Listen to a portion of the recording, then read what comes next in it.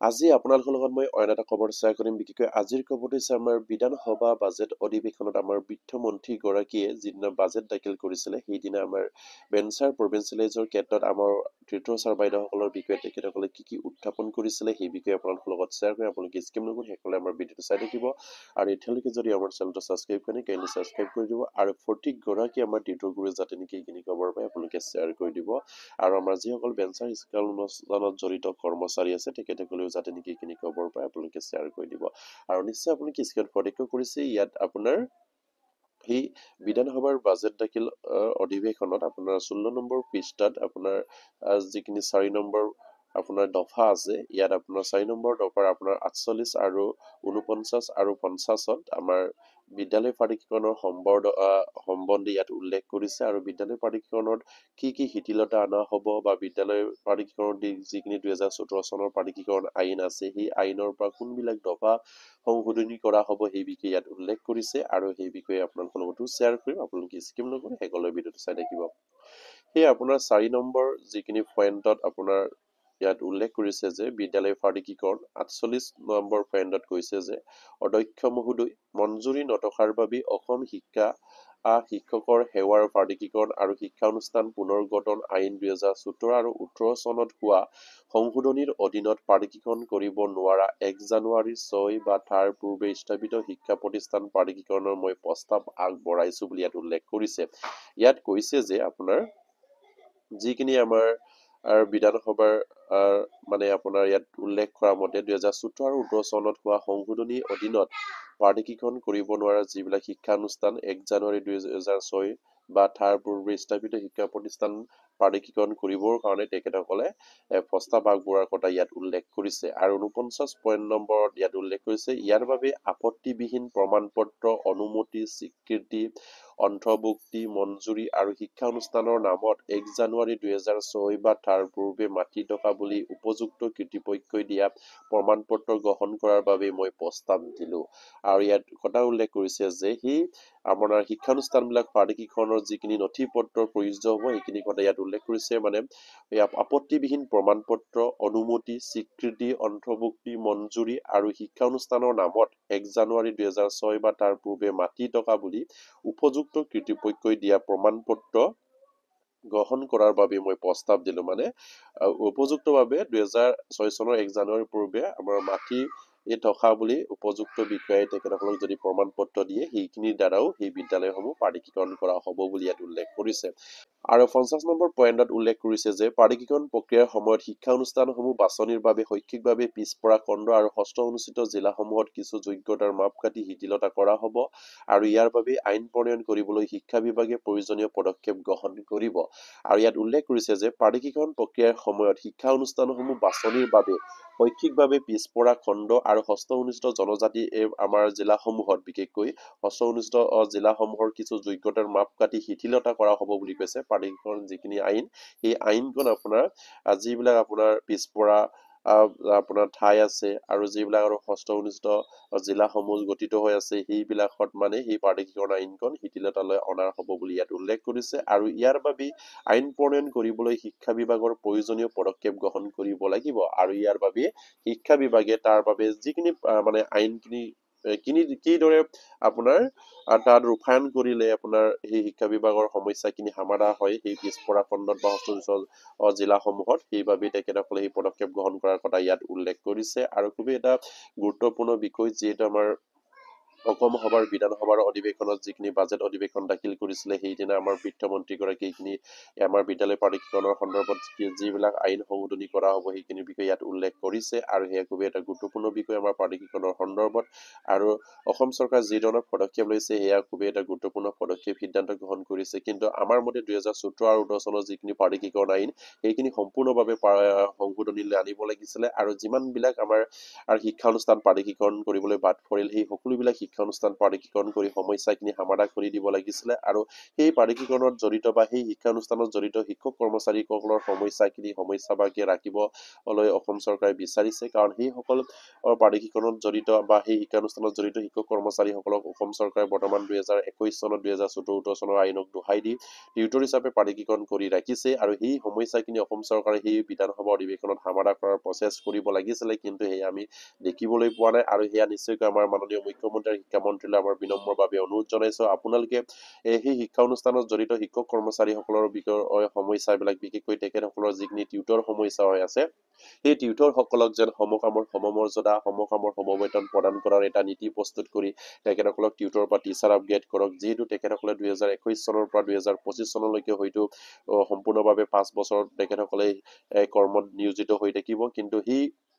কৰ্মত নিয়োজিত হৈ তেখেতসকলে সামান্য এটা ভৰি টুকি লৈ সেই কামখিনি কৰি যাবলগীয়া হৈছে আৰু সেইবাবে অসম চৰকাৰে সেইসকল শিক্ষক কৰ্মচাৰীক যাতে নেকি টিউটৰ হিচাপে নাৰাখি তেখেতসকলক সেই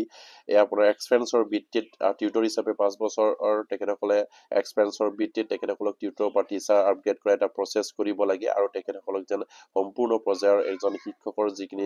চৰকাৰী সা সুবিধা পায় সেই সা সুবিধা এইবিলাকো তেখেতসকলক যেন প্ৰদান কৰিব লাগে কাৰণ তেখেতসকলৰ কাৰণেও প্ৰতিগৰাকী টিউটৰৰ মাজত এটা পৰিয়াল জড়িত হৈ আছে সেই পৰিয়ালৰ কথাই চিন্তা কৰি অসম চৰকাৰে যাতে নেকি সেই টিউটৰ শিক্ষকসকলক উদ্ধাৰ কৰা এটা প্ৰচেছ কৰে এই কামনা কৰিছো আৰু ইয়াত উল্লেখ কৰা মতে 51 পইণ্টত আমাৰ টিউটৰ শিক্ষকসকলৰ বিষয়ে কি উল্লেখ কৰিছে এই বিষয়ে আপোনালোকৰ লগত শ্বেয়াৰ কৰি আপোনালোকে স্কিপ নকৰি একেলগে ভিডিঅ'টো চাই থাকক আৰু আপোনালোকে নিশ্চয় দেখিছে যে 51 পইণ্টত কি উল্লেখ কৰিছে মই লগতে ঘোষণা কৰো যে যিসকল টিউটৰ সংশোধিত অসম শিক্ষকৰ সেৱাৰ প্ৰাধিকৰণ আৰু শিক্ষানুষ্ঠান পুনৰ্গঠন আইন 2017 অনুসৰি শৈক্ষিক আৰু পেছাগত অৰ্হতা 5 বছৰৰ ভিতৰত সম্পূৰ্ণ কৰিব তেওঁলোকক শিক্ষকৰ পদলৈ উন্নতিকৰণৰ অব্যাহত থাকিব বুলি ইয়াত উল্লেখ কৰিছে মানে 51 নং দফাত আমাৰ টিউটৰ শিক্ষকসকলৰ বিষয়ে উল্লেখ কৰিছে যে যিবিলাক শিক্ষা সেৱাৰ প্ৰাধিকৰণ আৰু শিক্ষানুষ্ঠান পুনৰ্গঠন আইনৰ অনুসৰি 2017 অনুসৰি যিসকল শিক্ষকৰ শৈক্ষিক আৰু পেছাগত অৰ্হতা 5 বছৰৰ ভিতৰত সম্পূৰ্ণ কৰিব সেইসকল টিউটৰ শিক্ষকলৈ পদ উন্নতি কৰা হ'ব বুলি ইয়াত উল্লেখ কৰিছে কিন্তু অসম চৰকাৰে সেইখিনি কথা স্পষ্ট কৰিব লাগে যে শৈক্ষিক আৰু পেছাগত অৰ্হতাত কি অৰ্হতা জড়িত হৈ আছে সেইখিনি অসম চৰকাৰে আমাৰ সেইসকল টিউটৰ চাৰ্ভাইটসকলক সম্পূৰ্ণভাৱে জনাই দিব লাগে কাৰণ সেইসকল টিউটৰ চাৰ্ভাইটসকল এতিয়া ইয়াৰ মাজতে এটা খেলিমেলি হৈ আছে যিসকল হয়তো আমাৰ LPME ক্ষেত্ৰত 2014 চনৰ আইন মতে তেখেতসকলক আপোনাৰ DLED আৰু টেট প্ৰয়োজন বুলি উল্লেখ কৰা হৈছে মানে যিসকল টিউটৰ চাৰ্ভাইটসকলে 5 বছৰৰ ভিতৰত টেট আৰু DLED শিক্ষাগত আহৰণ গ্ৰহণ কৰা হ'ব সেইসকলক আপোনাৰ শিক্ষকলৈ উন্নতিকৰণ কৰা হ'ব বুলি উল্লেখ কৰা আছে আৰু যিসকল হাইস্কুল আৰু হাই ছেকেণ্ডাৰীত আমাৰ টিউটৰ চাৰ্ভাইটসকল আছে তেখেতসকলক কেৱল BEd থাকিলেই তেখেতসকলক BEd যদি তেখেতসকলে গ্ৰহণ কৰে তেনেহ'লে সেই BEd থকা টিউটৰসকলক শিক্ষকলৈ উন্নতিকৰণ কৰা হ'ব বুলি উল্লেখ কৰা আছে 2017 চনৰ প্ৰাধিকৰণৰ আইনত কিন্তু LPMEৰ ক্ষেত্ৰত অসম চৰকাৰে কি কাৰণে টেটটো অযথাভাৱে তেখেতসকলক স্বাৰ্থ আৰোপ কৰা হ'ল সেয়া খুব এটা চিন্তনীয় বিষয় কাৰণ সেই টিউটৰ চাৰ্ভাইটসকলৰ যিসকলৰ DLED আছে DLED থকাখিনি টিউটৰ পৰা টিচাৰ আপগ্ৰেড কৰিব লাগে অসম চৰকাৰে কিন্তু সেইসকলক টেট স্বাৰ্থ আৰোপ কৰি তেখেতসকলক টিউটৰ পৰা টিচাৰ আপগ্ৰেড কৰাৰ পৰা বঞ্চিত কৰি ৰাখিছে সেয়া অসম চৰকাৰে নিশ্চয়কৈ বিবেচনা কৰিব লাগে কাৰণ এজন আমাৰ সেই টিউটৰ চাৰ্ভাইটসকলে আজি বছৰ ধৰি বিনা বেতনে তেখেতসকলে শিক্ষকতা কৰি আহিছে আৰু তেখেতসকলে সামান্য এটা ভৰি টুকি লৈ তেখেতসকলক প্ৰাধিকৰণৰ নামত 2021 চনত টিউটৰ হিচাপে অসম চৰকাৰে সজালে আৰু সেয়া কেতিয়াও ন্যায়সংগত হোৱা নাই কাৰণ আৰু তেখেতসকলক টিউটৰ পৰা টিচাৰ আপগ্ৰেড কৰা যিখিনি কোৱালিফিকেশ্যন তেখেতসকলৰ লগত স্বাৰ্থ আৰোপ কৰিছে সেয়া নিশ্চয়কৈ তেখেতসকলৰ কাৰণে গ্ৰহণযোগ্য হোৱা নাই কাৰণ DLED স্বাৰ্থ আৰোপ কৰাটো তেখেতসকলে হয়তো মানি লৈছে কিন্তু টেট স্বাৰ্থ আৰোপ কৰাটো তেখেতসকলে মানি ল'ব বিচৰা নাই কাৰণ নতুন নিযুক্তিৰ ক্ষেত্ৰতে টেট প্ৰয়োজ্য হয় কিন্তু সেইসকল বেঞ্চাৰী কৰ্মচাৰীত জড়িত শিক্ষক কৰ্মচাৰী কোনো নতুন নিযুক্তি হ'ব নোৱাৰে কাৰণ তেখেতসকলে চৰকাৰীভাৱে তেখেতসকলে অনুমতি পায় তেখেতসকলে আজি 20-30 বছৰ আগৰ পৰাই তেখেতসকলে শিক্ষকতা কৰি আহিছে আৰু সেই শিক্ষকতা কৰাৰ নামত অসম চৰকাৰে প্ৰাধিকৰণৰ নামত 2021 চনত তেখেতসকলক শিক্ষকৰ বা টিউটৰ সজাই টিউটৰলৈ অৱনমিত কৰাটো কেতিয়াও গ্ৰহণযোগ্য হোৱা নাই আৰু সেইবাবে তেখেতসকলে বাৰম্বাৰকৈ অনুৰোধ জনাই আহিছে যে সেইসকল টিউটৰ চাৰ্ভাইটসকলক বিনা টেটত তেখেতসকলক যিসকল DLED গ্ৰহণ কৰি আছে টিউটৰ চাৰ্ভাইটসকলে সেইসকল DLED গ্ৰহণ কৰা LPME টিউটৰ চাৰ্ভাইটসকলক টিউটৰৰ পৰা টিচাৰ আপগ্ৰেড কৰিব কাৰণ তেখেতসকলে বাৰম্বাৰকৈ অনুৰোধ জনাই আহিছে আৰু সেয়া নিশ্চয়কৈ অসম চৰকাৰ বিবেচনা কৰিব কৰিব লাগে আৰু চলিত বাজেট অধিৱেশনতে যাতে নেকি সেই টিউটৰ শিক্ষকসকলৰ সমস্যাখিনি সমাধান কৰি যিমানবিলাক DLED গ্ৰহণ কৰা টিউটৰ ছাৰ বাইদেউসকল আছে LPME ক্ষেত্ৰত তেখেতসকলক টিউটৰ পৰা টিচাৰ আপগ্ৰেড কৰিব লাগে আৰু যিসকল DLED গ্ৰহণ কৰিবলৈ এতিয়ালৈকে সুবিধা পোৱা নাই সেইসকলক ডেপুটেশ্যনত যাতে নেকি DLED গ্ৰহণ কৰাৰ সুবিধা প্ৰদান কৰিব লাগে অসম চৰকাৰে সেয়া তেখেতসকলে বাৰম্বাৰকৈ তেখেতসকলক দাবী উত্থাপন কৰি আহিছে আৰু সেয়া মাননীয় মুখ্যমন্ত্ৰী আৰু শিক্ষামন্ত্ৰীও এইখিনি কথা বিবেচনা কৰিব লাগে আৰু আমাৰ পৰাও মাননীয় মুখ্যমন্ত্ৰী আৰু শিক্ষামন্ত্ৰীক কৰ জোৰে অনুৰোধ কৰিম আপোনালোকে যিখিনি কাম কৰি আছে অসমত সেয়া নিশ্চয়কৈ শলাগ ল'বলগীয়া কাৰণ আমাৰ শিক্ষামন্ত্ৰী আৰু মুখ্যমন্ত্ৰীকে যি ধৰণে আমাৰ শিক্ষা বিভাগতেই হওক অন্য বিভাগতেই হওক আমাৰ মুখ্যমন্ত্ৰীৰ প্ৰচেষ্টাত যিবিলাক কাম চলি আছে সেয়া নিশ্চয়কৈ আমি শলাগ ল'ব লাগিব অসমৰ মাননীয় মুখ্যমন্ত্ৰীয়ে দুপে এটা উন্নতিৰ পদলৈ তেখেতসকলে আগুৱাই লৈ যাবলৈ বিচাৰিছে ঠিক তেনেদৰে অসমখন আগুৱাই গৈ আছে কিন্তু শিক্ষা বিভাগৰ যিখিনি সমস্যা আছে টিউটৰৰ সমস্যা সেই টিউটৰৰ সমস্যাখিনিও যেন সেই আগুৱাই যোৱা ৰাস্তাত যাতে নেকি এই টিউটৰ শিক্ষকসকলৰ বিষয়ে যেন তমকি ৰ'ব নালাগে তেখেতসকলকো যেন অসম চৰকাৰৰ মাননীয় মুখ্যমন্ত্ৰীয়ে সেই টিউটৰ শিক্ষকসকলৰো যেন তেখেতসকলে যি ধৰণে অন্য বিভাগত আগুৱাই লৈ গৈ আছে সেই টিউটৰ শিক্ষকসকলক যেন আগুৱাই লৈ গৈ তেখেতসকলক DLED থকা যিসকল টিউটৰ ছাৰ বাইদেউসকল আছে তেখেতসকলক টিউটৰৰ পৰা টিচাৰ আপগ্ৰেড কৰি আৰু যিসকলৰ DLED নাই সেইসকলক ডেপুটেশ্যনত DLED কৰাৰ সুবিধা প্ৰদান কৰি শিক্ষা বিভাগৰ যিখিনি সমস্যা আছে সেই সমস্যাখিনি যেন সমাধান কৰি অসমক এটা উন্নতিৰ পদলৈ তেখেতে যেন লৈ যাওক সেই আমি কামনা কৰিছোঁ আৰু নিশ্চয়কৈ মাননীয় মুখ্যমন্ত্ৰী আৰু শিক্ষামন্ত্ৰী এইখিনি বিবেচনা কৰি যিসকলৰ DLED অলৰেডি গ্ৰহণ কৰিছে সেইসকলক টিউটৰৰ পৰা টিচাৰ আপগ্ৰেড কৰাৰ প্ৰচেছ কৰক কাৰণ 2014 চনত যিখিনি দফা আইন সংশোধনী কৰিব লাগে সেইখিনি যদি সংশোধনী কৰে তেনেহ'লে নিশ্চয়কৈ আপোনালোকে পাৰিব কাৰণ হয়তো আপোনালোকে NCTৰ যিখিনি এই আইন বা গাইডলাইন আপোনালোকে হয়তো দোহাই দিব কিন্তু